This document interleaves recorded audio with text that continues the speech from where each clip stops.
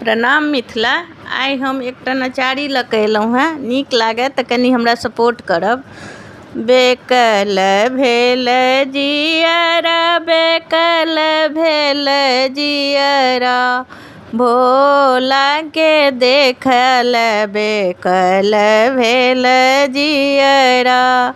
कियो चढ़ाबे अक्षत चन्दन, कियो बेलपतिया, कियो चढ़ाबे आहो भोले धथुरक कलिया।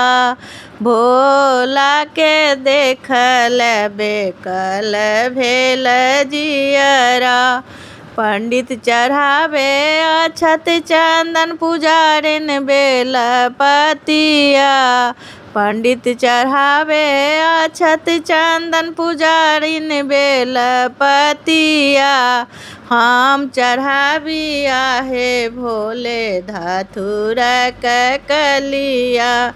भोलाके देखल बेकल भेल जियरा।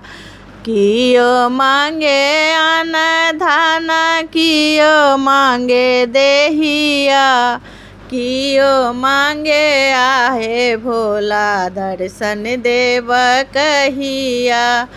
पंडित मांगे अन्न धन, पुजारिन मांगे देहिया।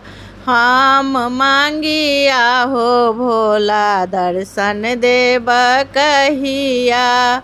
भोलाके देखल बेकल भेल जियरा, बेकल भेल जियरा, बेकल भेल जियरा। भोला